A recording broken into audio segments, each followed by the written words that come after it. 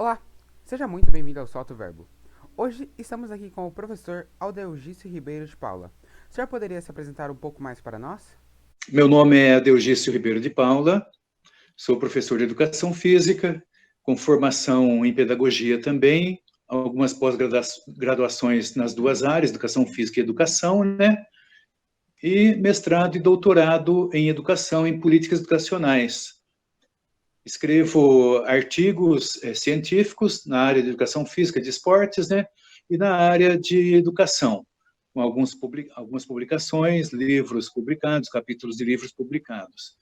O que a gente destaca nesses estudos todos que a gente faz assim, é que a gente aprende a estudar a metodologia.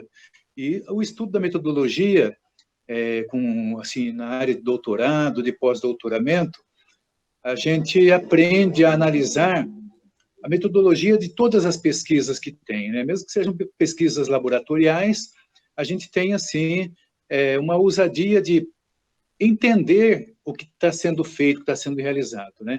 Embora não seja questão do coronavírus, não seja uma área específica do meu trabalho, de minhas pesquisas, né? A gente tem como analisar a metodologia, como foram realizados os testes, os trabalhos todos, as pesquisas, como foram coletados os dados e o conhecimento do que isso representa na sociedade. Porque a gente tem um conhecimento de ciências sociais, né? Então, isso ajuda a gente a entender. Eu sou professor na rede estadual e também na Prefeitura de São Paulo. Na rede estadual, trabalho em Francisco Morato, na Escola Rogério Levorin, né? E, e podemos, então, a gente, pensando até nos jovens que devem assistir, os jovens que devem acessar o blog, né? Procurar entender um pouco mais, assim, de uma maneira geral, não tão científica, mas de uma maneira geral, e alunos, né, jovens alunos de ensino médio devem entender um pouco melhor a questão de ciência e biologia, para compreender algumas explicações e entender o raciocínio que leva a algumas conclusões do que está acontecendo e do que pode acontecer, e o que pode ser prevenido, né, o que pode ser feito dentro da família, dentro de casa, e quando sair às ruas, quando precisar, e todos os métodos e prevenções aí, por meio das informações que a gente pretende estar passando, né? E aí, qualquer coisa, qualquer outra informação, é só perguntar que a gente complementa aí. Eu queria falar primeiro sobre a origem e as características do coronavírus, né? Ele tem toda uma história. O coronavírus ele já é conhecido no mundo desde os anos 60, quando surgiram os primeiros coronavírus, mas naquela época os cientistas não acreditavam que o coronavírus um dia fosse fazer mal para o ser humano. Então estava totalmente descartada essa ideia. E por isso ninguém deu valor ao coronavírus quando ele foi descoberto ali nos anos 60. Mas nos últimos 20 anos, o coronavírus, ao longo do tempo, ele sofreu mutação, e nos últimos 20 anos, ele começou a afetar o ser humano, com doenças leves, né, e mais recentemente, doenças mais graves. Ao todo, são conhecidos 7 coronavírus que afetam o ser humano. Desses 7, os 3 mais graves são esses que estão afetando o homem atualmente. Os outros 4 têm menor potencial de lesão no ser humano. Os outros 4 têm menor potencial lesivo, de causar doenças graves, mas causa alguma coisinha, alguns incômodos. Mas existem 3 potenciais coronavírus, né, que são esses que ultimamente têm agido. Um deles é conhecido como o SARS-CoV, que é a doença, a gripe aviária, né, que surgiu ali no Oriente, na região da China mesmo, e o outro é o MERS-CoV, que é o coronavírus que, por meio do camelo, atingiu a população do Oriente Médio, na região da Arábia. E agora, recentemente, né, estamos convivendo, então, com o SARS-CoV-2, denominado Covid-19, porque foi descoberto na China em 2019. Assim, o SARS é Síndrome Respiratória Aguda Severa, né? O SARS ele é uma sigla do nome dessa doença em inglês, provocado pelo COVID, né, o coronavírus. Agora nós estamos o COVID-2, que é o coronavírus 2019. Ele só deram conta dele quando ele já tinha, mais ou menos lá no mês de março, ele já tinha contaminado cerca de 120 mil, pouco mais de 121 mil pessoas no mundo, em 110 países, em março, né? A essas alturas, no mundo já tinham 4.370 mortos em todo o mundo, nesses países aí. A essas alturas também, já estava chegando no Brasil, tanto que o primeiro caso brasileiro foi registrado na segunda semana de março. Foi quando aqui no Brasil começou-se, então, a quarentena, né? Deixa eu ver mais aqui que a gente poderia estar falando a respeito disso. De imediato, quando surgiu na China, eles foram estudar, eles entenderam primeiro que era a gripe aviária, porque era comum ali, mas eles não estavam conseguindo resolver os problemas dos primeiros pacientes que chegavam. E eles começaram a pesquisar, foram ver o histórico dos lugares onde essas pessoas tinham passado, e coincidiu deles passarem num mercado de peixes e frutos do mar. Então, imaginou-se que era uma doença que vinha do mar, que viesse dos peixes, que viesse dos frutos do mar. Mas a pesquisa levou, né, pesquisando ali, eles viram que essas pessoas passaram por aquele lugar, mas elas tinham diversas outras origens. E, na verdade, não era em si o lugar onde eles estiveram ali nesse mercado, mas assim a convivência entre eles, os lugares por onde eles passaram, e eles deixaram ali vestígios desse vírus, né, que eles já estavam transportando há algum tempo. E coincidiu de naquele lugar, então, essa doença levá-los ao hospital e eles serem internados na UTI e acabaram falecendo com pouco tempo ali, entre 10 e 17 dias. Os primeiros pacientes que entraram já foram a óbito ali. Mas é interessante que a pesquisa que os médicos fizeram, apesar de no início eles tratarem como sendo uma doença já conhecida, que era o SARS-CoV, eles utilizaram medicação, né, remédios que já eram utilizados antigamente. Então, cloroquina, eles experimentaram, né, a hidroxicloroquina, o remdesivir e outros coquetéis antivirais que já eram conhecidos na medicina e que são conhecidos ainda e que ainda são experimentados, né? Alguns serviram para alguns pacientes, para outros não, e ninguém sabe por quê, não se conseguiu definir exatamente isso, né?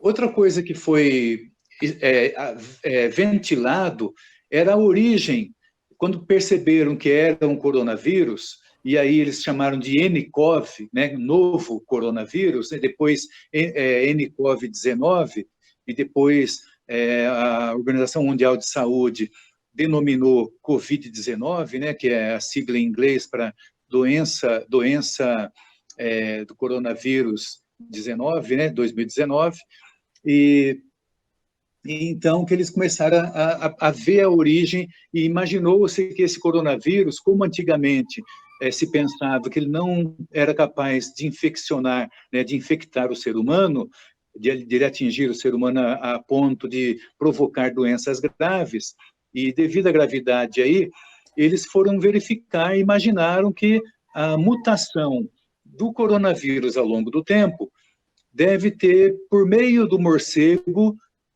tornado possível, então, a infecção no ser humano. Mas alguns estudos demonstram, né, alguns estudos foram feitos, aí surgiram, o grande lance do coronavírus, aí dessa emergência do coronavírus, foi que despertou os cientistas de todas as áreas de pesquisa. da psicologia, da psiquiatria, da medicina, da educação, da sociologia. Então, foi assim, muito amplo, está sendo ainda muito amplo os estudos, né? Estão sendo muito amplos os estudos sobre o coronavírus, como é que ele influencia, como é que ele pode influenciar, impactar cada área, cada setor de pesquisa no mundo, né? Então, muitos estudos têm sido publicados desde fevereiro, né? Uma grande quantidade, uma grande busca por informações por cientistas. Desenvolveu-se também muitos equipamentos, muitos elementos, instrumentos para estudar e analisar melhor. E, naquele momento, eles foram, então, pesquisar sobre o coronavírus, tendo como origem o morcego, porque havia uma teoria da conspiração ali, que esse coronavírus fosse, então, uma arma bioquímica, né? Uma arma implantada na China por algum estrangeiro. Então, aí vem as teorias. Então, surgiram esses estudos, e alguns estudos levaram a vários animais, mas ficou provado que, apesar do coronavírus, que tem origem do morcego, ele não bate a linhagem dele, a linhagem genômica do coronavírus do morcego, apesar da semelhança com esse coronavírus que atingiu o ser humano, ele não demonstra ser uma evolução daquele lá, ser uma mutação daquele coronavírus do morcego. Então, entre o morcego e o ser humano, existe uma hipótese de que o coronavírus houve outras mutações entre o morcego, que é um mamífero, né, e passando por outros animais, e principalmente o porco, até chegar ao ser humano. Então, é possível que esse tenha sido o caminho.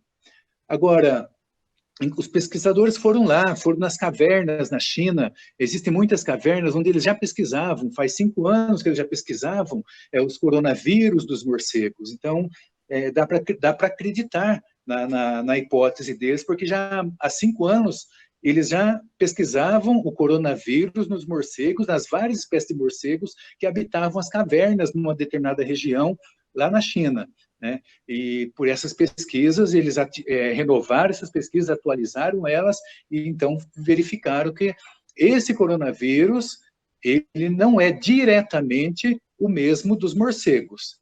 Então, é possível que ele tenha passado por essas mutações até chegar ao ser humano, né? Então, apesar da semelhança, né, isso não ocorre.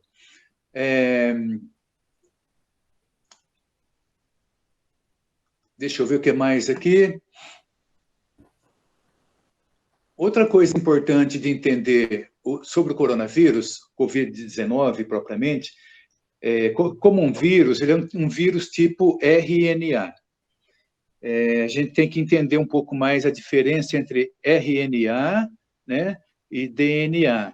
O RNA, ele é um, como eu diria, ele é o vírus RNA, aliás, na verdade, o RNA, ele é um ribonucleico, ele é um ácido ribonucleico, né, diferente do DNA.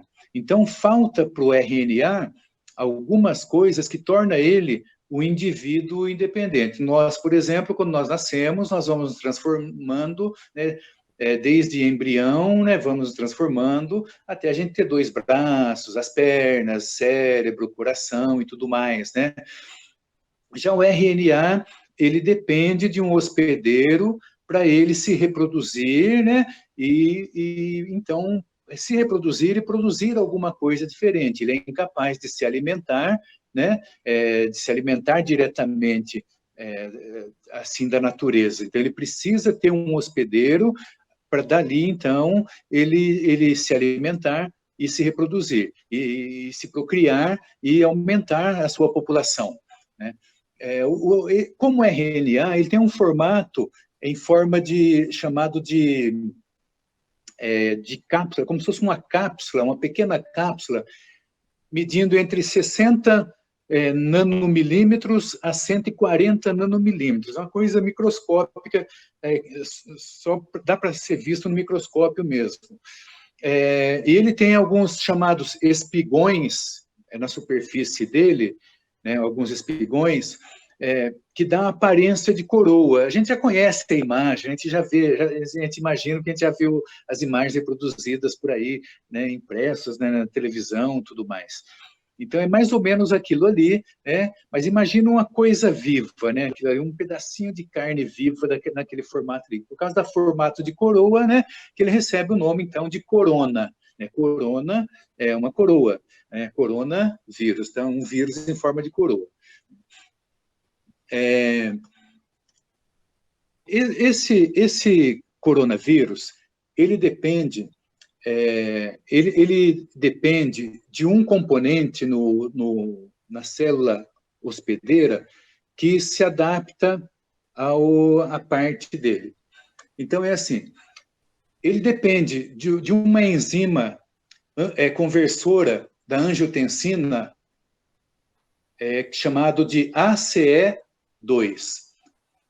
Ele age nas células humanas, ele age como um receptor dos mecanismos moleculares do coronavírus. Né? No coronavírus, ele tem uma outra parte que vai encaixar perfeitamente ali, por causa dessas enzimas que se combinam perfeitamente ali. Mas, assim, não é tão simples e não é aleatório.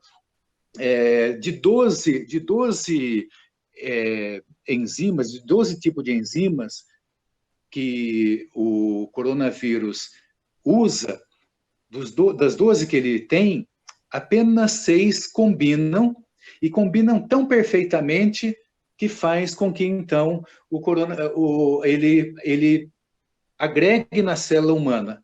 Né? Então, ele tem uma afinidade muito grande. A proteína de pico, é chamada de proteína de pico do coronavírus, ele se encaixa perfeitamente, né? Ele tem muita afinidade com o ACE2, né? com a ligação ACE2 da célula humana. Né? E ele reconhece esse ACE2 de uma maneira muito eficiente. Isso permite que ele infecte a pessoa, né? E permite também que seja transmitido de uma pessoa para outra. Né? Não é simplesmente a pessoa ter o contato com esse coronavírus, mas ela possibilita também, por esse mecanismo, a transmissão para outra pessoa. O ACE2, ele é um receptor funcional do SARS-CoV-2, e que é necessário, então, para que entre o coronavírus ali, e ele entrando ali, ele então tem condições de fazer a sua replicação, que é chamado de replicação viral. Né? Então, ele se reproduz ali. E, ao se reproduzir, ele toma conta do organismo da pessoa e também, então, ele é transmitido. Agora, o ACE2, ele tem uma questão muito importante de se entender. O ACE2, ele é importante porque ele protege os nossos pulmões, contra lesões. E nas células epiteliais dos alvéolos pulmonares, são produzidos 83% dos ACE2 do nosso organismo. Ou seja, potencialmente grande a recepção do coronavírus pelo organismo humano diretamente nos pulmões, porque a maioria dos ACE2 são produzidos ali, estão ali na região pulmonar. Né? Existe também uma porção, as outras porções de ACE2 também são expressos em outros órgãos, como o rim, intestino, né? Que já demonstraram também coração, que já demonstraram também condições de patologia grave para o coronavírus, né, a Covid-19. Outra coisa interessante é que o coronavírus, Ao entrar no organismo humano pelo ACE2, uma das coisas que torna ele letal é que ele desregula, por ele atingir o ACE2, que é responsável pela proteção dos pulmões, ele vai desregular a proteção pulmonar, o que torna o agravamento intenso da respiração, os problemas pulmonares em si, como a gente já sabe, né, que tem sido a maioria dos casos que tem acontecido, embora tenha aparecido também casos graves intestinais, fígados, né, também pelo fígado, né, casos hepáticos graves, que conduziram à morte, e também estudos de condições cardíacas graves, tendo como origem a Covid-19. Certo? Então, sobre a história, assim, para a gente conhecer sobre a Covid-19, seria isso aí, né? O resto, com mais detalhe, é mesmo pesquisando, estudando, e tem muitos estudos, muitos mesmo aí disponíveis em plataformas abertas, plataformas científicas abertas, né? Antes de falar sobre a segunda onda, eu quero falar um pouco sobre a questão de crianças e jovens, né, durante o coronavírus. É importante a gente entender essa questão da infecção de crianças e jovens pelo coronavírus, para a gente entender, pelos dados que apontam a segunda onda, né, a gente compreender o que está acontecendo e, quem sabe, a gente poder lutar na prevenção disso aí. Uma das coisas que tem aparecido, uma das coisas que acontecem quando o coronavírus ele invade o organismo humano, ali pela ACE2, como falei anteriormente, ele vai atingir os linfócitos. Os linfócitos são células protetoras do organismo, são células do sistema imune. O nosso sistema imune, você deve ter lido lá no artigo, né? Lá tem uma parte que fala sobre isso. Ele é composto de vários elementos, e cada um com suas funções. Os linfócitos são alguns dos elementos e dos mais importantes. Quando qualquer agente estranho invade o nosso organismo dispara uma série de sinais. Ele dispara uma série de elementos e para ativar essa defesa, a defesa daquela parte que está sendo atingida, até que, às vezes, essa infecção, essa doença, né, ou vírus, o agente invasor, ele espalha pelo organismo todo, então vai agravando a condição da pessoa. No organismo, o coronavírus, quando ele entra, ele tem preferência pela interleucina, né? A interleucina, que é uma das citocinas. A citocina são elementos que estão presentes na nossa corrente sanguínea, que vão dar sinal para o nosso corpo que tem um elemento estranho. Conforme o tipo de citocina, nosso organismo vai responder de acordo com o tamanho dessa invasão.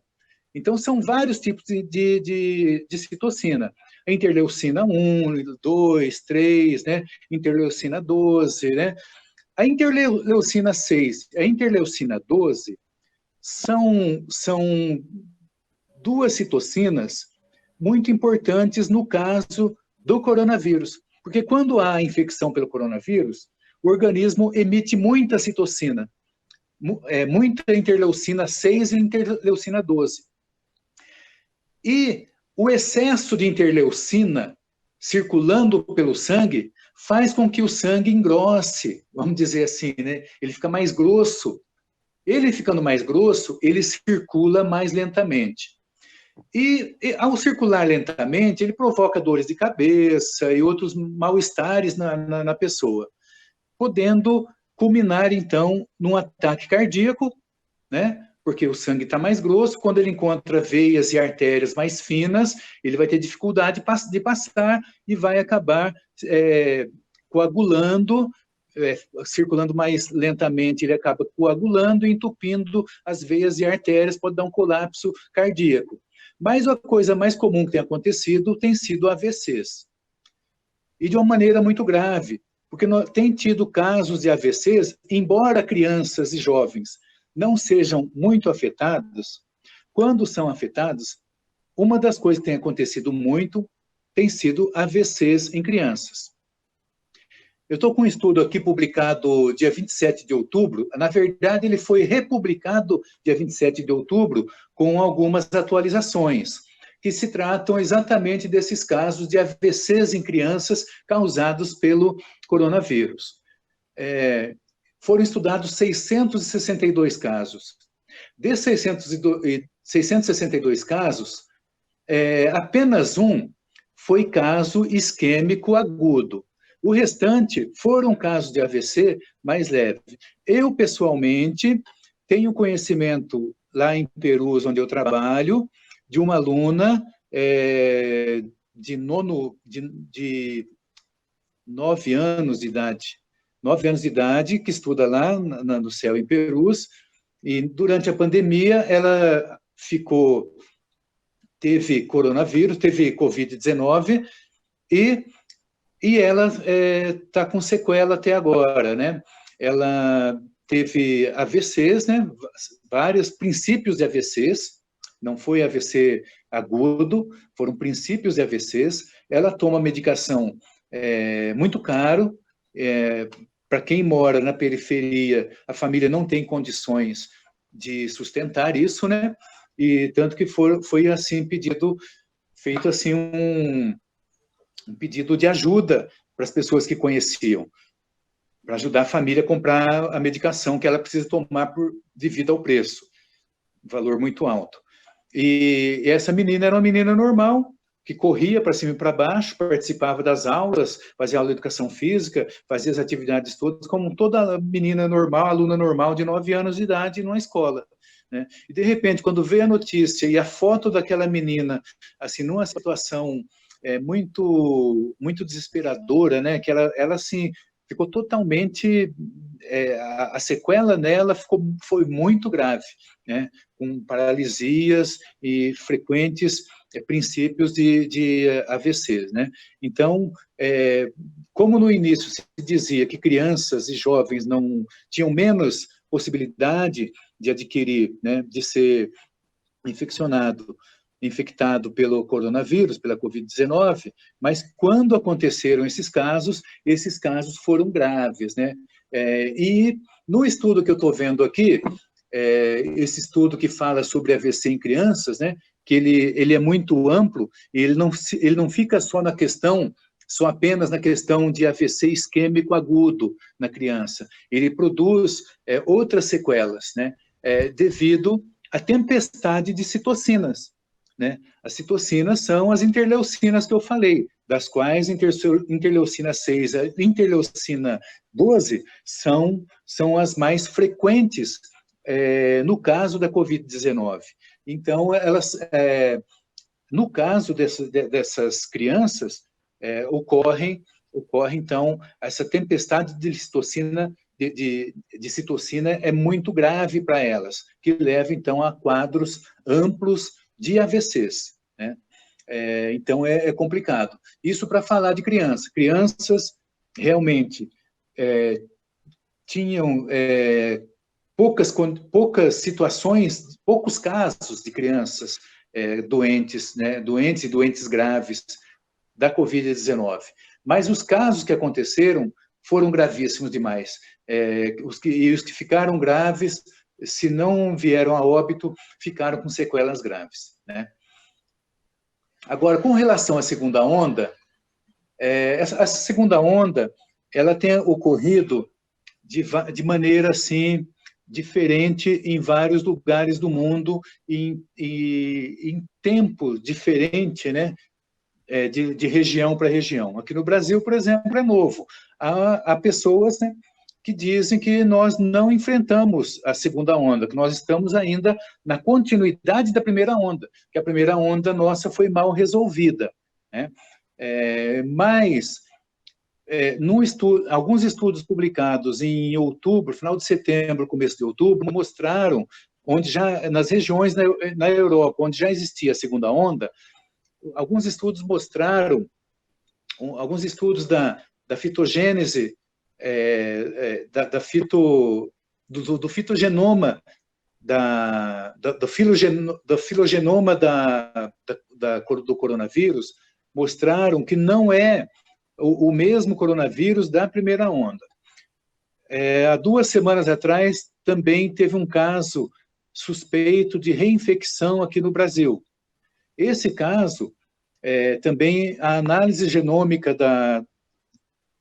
dos exames dessa pessoa, do coronavírus que estava nessa pessoa, mostra também que é uma mutação daquele primeiro, quer dizer, não é o mesmo, quer dizer, não dá para você dizer que foi uma reinfecção, né? É uma infecção do coronavírus, mas o coronavírus já em mutação. Agora, uma coisa que aponta, tem um estudo publicado no dia 1º de dezembro, né, que ele fala, o título do estudo é a mudança demográfica da Covid-19. Ou seja, demográfica diz a questão da populacional, a faixa etária.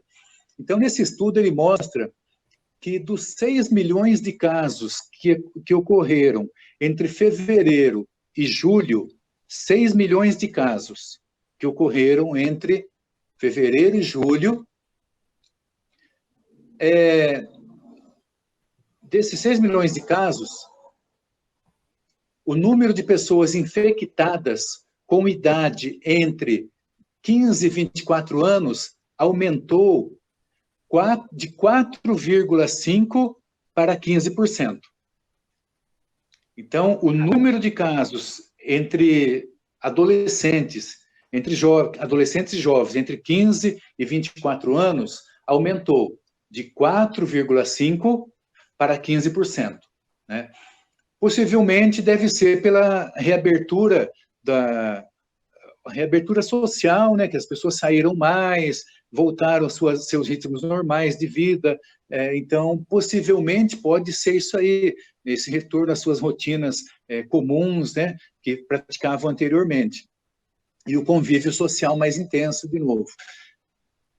Outra coisa, que um relatório dos Estados Unidos, o relatório do CDC, que é o Centro de Controle e Prevenção de Doenças, né, lá dos Estados Unidos, mostrou que os casos de Covid-19 entre indivíduos com idades de 18 a 22 anos aumentaram 55% entre 2 de agosto e 5 de setembro. Então, praticamente em um mês, na segunda onda nos Estados Unidos, entre 2 de agosto e 5 de setembro, teve um aumento de 55% na população na idade entre 18 a 22 anos. Né? Mas não para por aí. Outro relatório desse mesmo CDC, lá dos Estados Unidos, mostrou que o número de casos entre junho e agosto foi mais alto na faixa etária de 20 a 29 anos. Então, entre junho e agosto, nos Estados Unidos, o número de infectados o número maior de infectados foi entre 20 e 29 anos. Foi a faixa etária com maior número de infectados pela Covid-19 lá nos Estados Unidos. Caramba! Né? Então, a gente vê assim, que nos primeiros dias, lá em março, né, quando o coronavírus atingia mais a faixa etária acima de 60 anos, né, e então a pirâmide inversa, crianças não eram um pouco infectadas, né, e isso virou, essa pirâmide praticamente virou, sendo que nos Estados Unidos, por exemplo, junho e agosto, a taxa mais alta foi de 20 a 29 anos, né? E agora, mais recentemente, houve um acréscimo muito grande na faixa entre 18 e 22 anos, de 55%, aumento de 55% nessa faixa etária, né, de infecção. Um estudo na Inglaterra também mostrou que a maioria das novas infecções da segunda onda entre 17 e 30 de agosto, era entre 20 e 29 anos, também na Inglaterra, em tempo mais recente. A gente tem aqui, essa semana, 2 dias atrás, dia 17, foi publicado a quantidade de internação por Covid-19 na cidade de São Paulo, por faixa etária. Então, de março a 8 de dezembro, a faixa de 10 a 14 anos correspondia a 17% dos infectados, né? Nessa faixa etária de jovens, né?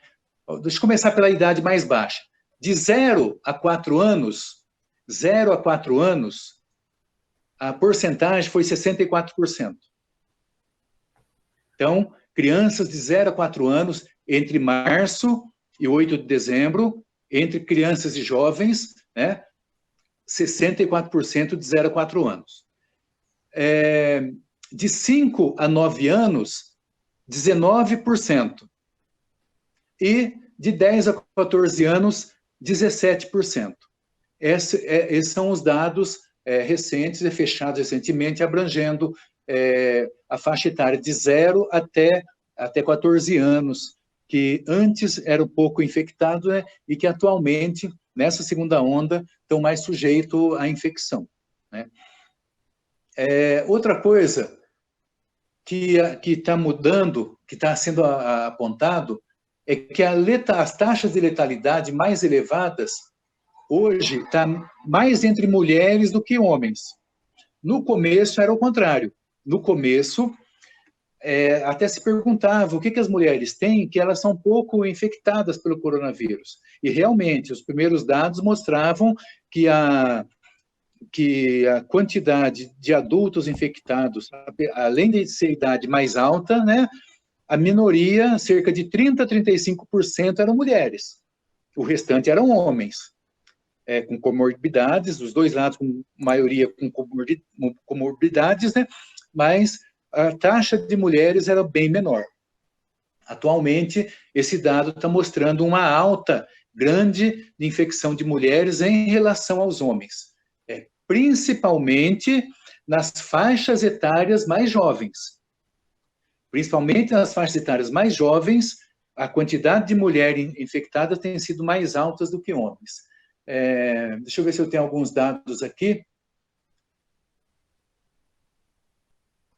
A única diferença que mostra aqui é que essa taxa, na verdade, que essa diferença ela varia de país para país.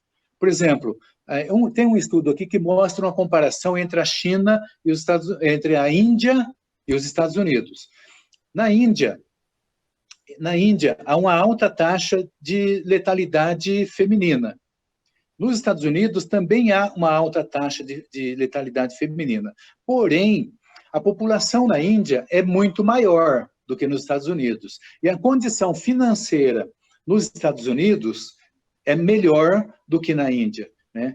Então, tem essa comparação num estudo aqui. Então, para mostrar que essa variação da letalidade feminina, existem outros ingredientes, outros componentes que precisam ser melhor estudados, né? E não é simplesmente a relação homem e mulher, né? Ou a condição de primeira ou segunda onda. Existe algum outro fator aí que tem influenciado, ou que influencia, ou que está influenciando essa questão da letalidade maior, de maneira geral, maior nas mulheres hoje do que nos homens, né? Então, existem várias hipóteses, né? Por exemplo, no Nepal, Vietnã e Eslovênia, a taxa de infecção entre as mulheres também é bem maior do que nos homens. Então, são alguns dados que tem aqui. No início, se pensava o que as mulheres têm de diferente no organismo que causava isso, né? E agora, outra coisa que tem aqui, que a gente poderia estar vendo, ainda sobre a segunda onda, que está preocupando os cientistas, os pesquisadores mais recentes, né, sobre esse assunto, é o número excessivo de mais jovens, né, e isso tem a implicação que isso tem. O número excessivo de mais jovens infectados pelo coronavírus vai ter uma consequência social muito grande, porque os jovens circulam muito mais, maiores distâncias e em vários espaços sociais, escolas, igrejas, trabalhos, conduções, clubes, né, áreas sociais muito mais amplas do que os mais velhos.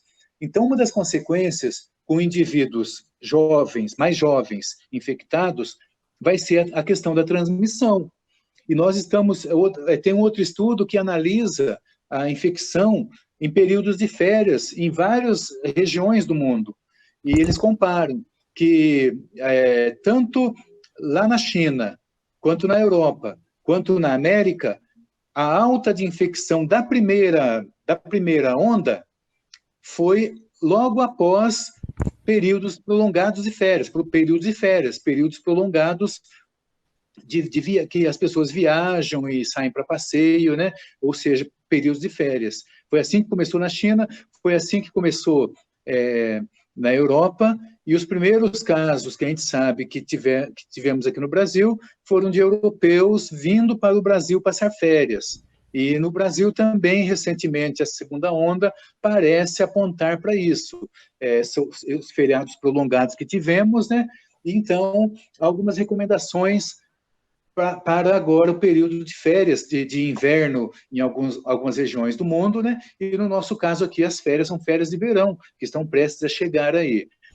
Então a preocupação é essa transmissão comunitária que deve aumentar nos períodos de férias por causa dos jovens transitando mais e também os jovens que convivem de maneira que não dá para evitar, né? Os jovens convivem muito mais com idosos, né? Com pessoas mais velhas dentro de casa. Normalmente, as pessoas de média idade precisam sair para trabalhar, e quem fica tomando conta dos mais idosos são os mais jovens. Então, se o jovem circula mais, ele vai ser responsável pela transmissão comunitária e infecção no grupo populacional familiar ali, né? Mais local. Outra coisa que preocupa, né, que mostra, é que o aumento excessivo desde 1º de agosto, em alguns lugares, alguns lugares não, especificamente no Reino Unido, né, no Reino Unido, desde 1º de agosto até a data da publicação aqui, essa publicação aqui é de anteontem, publicação de anteontem,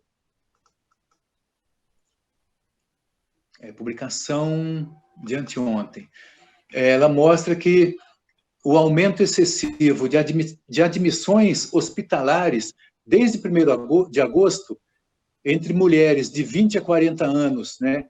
Então, a faixa etária de 20 a 40 anos entre mulheres aumentou muito desde o 1º de agosto, no Reino Unido, lá no Reino Unido. Isso é importante a gente observar o que acontece lá fora, para a gente entender aqui. Das mulheres, de maneira geral, as mulheres que dão entradas nos hospitais, 12%, isso no Reino Unido, 12% de idade entre 21 a 30 anos, 12%. 8% de 41 a 50 anos. 8,6% de 61 a 69 anos, ou seja, as mais jovens, mesmo entre as mulheres, aumentou a quantidade de mulher internada, mais do que homens, e entre as mulheres, a faixa etária de 21 a 30 anos corresponde a 12%. A faixa etária de 61 para 69 anos é a mais baixa.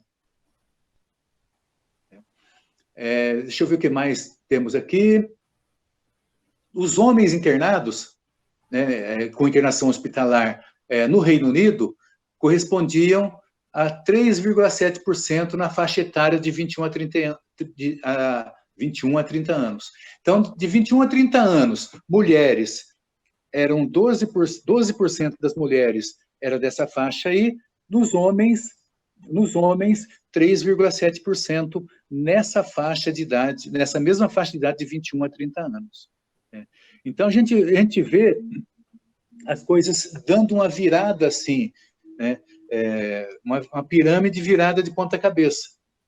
Os mais jovens, chegou a vez dos mais jovens por conta de cuidados, né? E também a questão das mulheres. Agora, tem uma hipótese que o autor aqui, ele fala que as mulheres, nessas faixas etárias, estão sendo expostas mais do que os homens da mesma idade delas. E estamos vendo mais internações hospitalares de mulheres com idade entre 20 a 40 anos do que com base em dados anteriores. Ou seja, antes, nessa faixa etária, a quantidade de mulher era menor, a quantidade era menor. Era maior na faixa de idade maior do que essa de 40 anos, né? Então, são dados assim que nós temos que prestar atenção, principalmente no nosso caso, de estarmos assim chegando, né, no período de férias. E com a chegada da vacina, que vão trazer também algumas incertezas, né? Existe um estudo publicado essa semana, comparando as vacinas. O estudo, de maneira geral, afirma que ter a vacina é boa. A dúvida fica com relação ao tempo, né, a pressa de produzir a vacina, sem ter tempo hábil, um tempo adequado para a experimentação da vacina. Então, o que eles colocam nesse estudo? É que eles colocam 3 coisas a respeito dessa vacina. A eficácia dela, a durabilidade do efeito dela, né? A durabilidade do efeito dela, e eu não lembro qual era o terceiro item aí, mas de qualquer forma, os 3 fatores, os 3 aspectos da vacina, a gente só vai compreender depois que for aplicado. Então, vai ter que aplicar essa vacina na população. O verdadeiro teste dessa vacina vai ser a população ser vacinada e ver, então, os resultados que vão ter a partir daí, para, então, você ver. Porque não existe nenhum teste para saber qual é o tempo que a vacina leva, qual é o tempo que dura o efeito da vacina. Por exemplo, você toma hoje, será que amanhã você ainda está protegido? Será que daqui a um mês você ainda está protegido por ela? Né? Então, essa questão da durabilidade, né, do efeito dela, a eficácia. Né? E por aí vai, questão de valores, de preço, né? E no nosso país, aqui no Brasil, a gente tem a questão política, que não se resolve. Mas, de qualquer forma, na prática, a gente só vai saber se a vacina é boa, vai demorar um bom tempo, só depois de que a gente experimentar. A gente vê que ainda existem muitas dúvidas sobre a doença, sobre os efeitos dela, tanto que foi publicado ontem, não, foi hoje foi publicada como é que fala? A licença. Hoje foi publicada uma licença, acho que na Inglaterra, para o uso, teve um laboratório que licenciou o Remdesivir, que é um dos antivirais ali, daquele grupo de antivirais contra HIV, né? Então, o Remdesivir ele foi licenciado, né, como remédio para coronavírus, para a Covid-19. Então, já existe, podemos dizer que já existe um remédio para a Covid-19 licenciado, né, que já pode vir na receita dele a indicação para a Covid-19, que é o Remdesivir, que há um mês atrás saíram notícias dizendo que o Remdesivir não servia. Mas o Remdesivir é um dos medicamentos já usados há muitos anos na medicina, né, e que foi usado também pelos chineses em dezembro do ano passado, quando surgiu a doença. Foi uma das medicações, junto com a hidrocloroquina, né, hidroxicloroquina, né, o Remdesivir e outros coquetéis coquetéis antivirais que foram usados desde o princípio, e tem sido usado ainda. E agora o Remdesivir, ele foi, então, licenciado como medicação específica também para Covid-19. Essa aí foi publicado hoje um artigo sobre isso aí, tem todo um estudo dos efeitos, do funcionamento, né? Como tem numa receita de remédio, para que o remédio serve, então saiu toda essa publicação também no dia de hoje, né, sobre o Remdesivir, né. Mas, assim, todos os dias tem coisas novas, né, seja na psiquiatria, na neurologia, sempre tem, na reumatologia também tem muitos estudos sobre a Covid, porque na reumatologia, os doentes reumáticos usam por tempo prolongado a hidroxicloroquina. A hidroxicloroquina é um remédio que já existe há muito tempo e quem tem problema de reumático usa esse remédio por tempo prolongado, por muito tempo. Nesses pacientes, quando eles ficarem infectados pela Covid-19, eles não chegaram a alcançar nível de gravidade. Houve baixa letalidade entre esses pacientes. Me parece agora que foram 15%, pelo trabalho que foi publicado, entre os pacientes com tratamento reumático por meio de hidroxicloroquina, apenas 15% daqueles que tiveram Covid-19, 15% apenas, tiveram casos letais, chegaram a óbito, né? Então, assim, muita coisa nova está aparecendo. Então, vamos ver nos próximos capítulos aí, né? Vamos ver o pós-férias, como é que vai ser. Sim, que tá prometendo ser muito pior do que agora. Os dados já apontam para isso, né? Os outros países já apontam para isso, e nós vemos também nas cidades hoje, né? Nós estamos vendo as cidades do interior, a mesma coisa, a questão, de novo, da pirâmide invertida, né? No início, nós vimos São Paulo abarrotado de doentes, e o interior teve comparado com São Paulo, no interior do estado, os casos foram menores. Agora, nós estamos vendo muitos casos no interior, cidades do interior, não só as cidades grandes, mas cidades pequenas também, já sem leitos de UTI, né, específico para tratamento da Covid-19, de pacientes com a Covid-19, enquanto que a situação está melhor, está menos pior, né? A situação está menos pior na capital, mas nós já vemos fora da capital, em municípios médios e pequenos do interior, já o índice bem grande. Por quê? Porque quando tivemos os feriados prolongados, né, os moradores das capitais saíram, foram explorar o interior, né, foram viajar nos feriados prolongados para o interior, para o litoral, né? Então, nós vemos o aumento de casos nessas regiões também agora. Regiões que antes não tinha nenhum caso, agora já estão aparecendo alguns casos, estão fechando, inclusive, as atrações turísticas dessas cidades, né? Muito obrigado, professor Ribeiro, por ter nos honrado com sua presença e esperamos que o senhor volte mais vezes.